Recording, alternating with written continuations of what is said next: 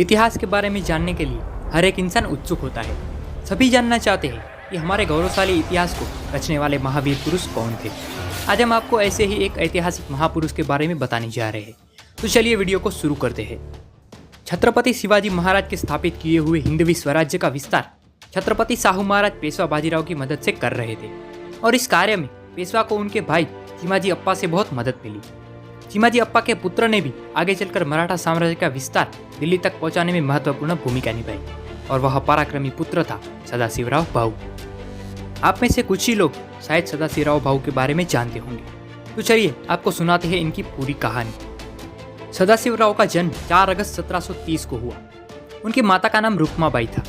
वो जब सिर्फ 1 महीने के थे तभी उनकी माता का निधन हो गया और जब वो 10 साल के हुए तब उनके पिता की भी मृत्यु हो गई। माता पिता को खोने के बाद उनकी चाची काशीबाई और दादी राधाबाई ने उनका ध्यान रखा। उनकी पूरी शिक्षा दीक्षा उन्हें रामचंद्र बाबा सेनवी से प्राप्त हुई।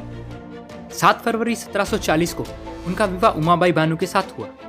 सन 1746 में सिर्फ 16 साल की उम्र में सदाशिवराव अपनी पहली मुहिम पर कर्नाटक गए। सन 1747 में कोल्हापुर के दक्षिण में स्थित आजरा गांव में पेशवा विरोधियों और सदाशिवराव भाऊ के बीच युद्ध हुआ। वहां अपनी तलवारबाजी की कुशलता से उन्होंने विजय प्राप्त की।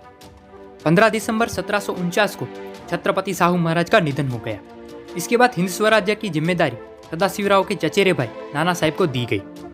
सन 1759 में पेशवा नाना साहेब ने निजाम विरुद्ध मुहिम छेड़ी। उस मुहिम पर गए थे उनके पुत्र विश्वासराव और भाई रघुनाथ राव और इस युद्ध का नेतृत्व कर रहे थे सदाशिवराव भाऊ। इस युद्ध में उन्होंने निजाम को नेस्त नाबूद कर दिया और मराठाओं का परचम फहरा दिया। ये वह दौर था जब हिंदुस्तान की कमान मराठाओं के हाथ में थी। औरंगजेब की मृत्यु के बाद मुगल साम्राज्य घुटनों पर आ गया था। दूसरी तरफ मराठाओं का भगवा परचम बुलंदी पर लहरा रहा था। इस पर मराठाओं का सीधा सामना अफगान के नवाब अहमद शाह अब्दाली से था।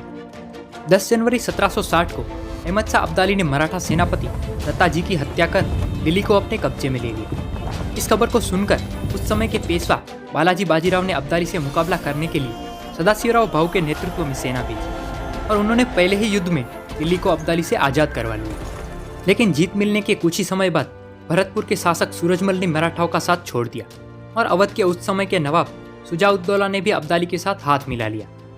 उस समय पानीपत और आसपास के इलाकों में भयंकर अकाल पड़ा था जिसका असर मराठाओं पर पड़ रहा था। उन्होंने सबसे पहले अब्दाली से बात करने की कोशिश की लेकिन उनका यह प्रयास असफल रहा और अंत में उन्हें युद्ध ही करना पड़ा।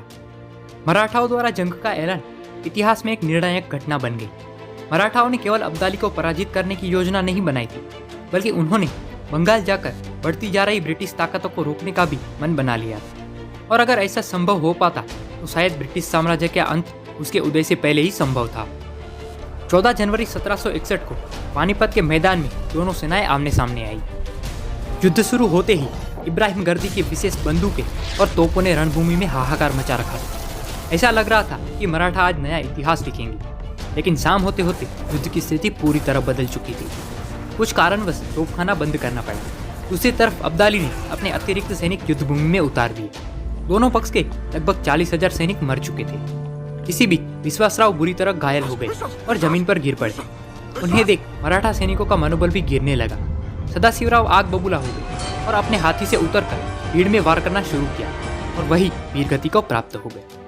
इस युद्ध के विनाश का अनुमान आप इस बात से लगा सकते हैं कि महाराष्ट्र का कोई भी ऐसा परिवार नहीं था जिसका कम से कम एक संबंधी युद्ध में ना मारा गया हो। अगर आप सोचते हैं कि अब्दाली की सेना ने मराठाओं को पराजित किया तो आपका ये मानना पूर्णतः सही नहीं है। इस युद्ध में मराठाओं की हार के एक से ज्यादा कारण थे। पहला कारण, मराठाओं को अफगानी सेना ने नहीं बल्कि ठंड ने हराया था। मराठा सेना युद्ध स्थल के मौसम से अनजान थी जबकि अब्दाली को इस मौसम का पूरा अनुमान था। दूसरा कारण, युद्धभूमि में विश्वासराव भाऊ को गोली लग गई। विश्वासराव भाऊ सदाशिवराव के अत्यंत प्रिय थे। उन्हें इस अवस्था में देख सदाशिवराव अपने हाथी से उतरकर विश्वासराव के पास चले।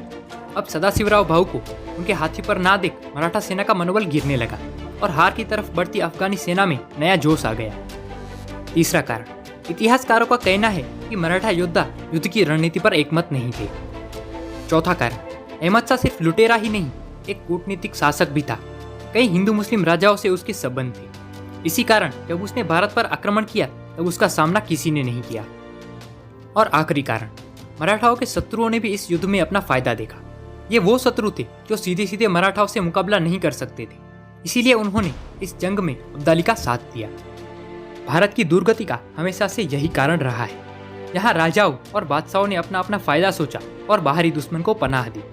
दौर कोई भी हो, हमारे यहाँ राजनीति हावी रही है। पानीपत की कहानी से इतना निष्कर्ष तो हम निकाल ही सकते हैं। इस पर आपका क्या कहना है ये कमेंट में जरूर बताएं। आज के इस वीडियो में बस इतना ही।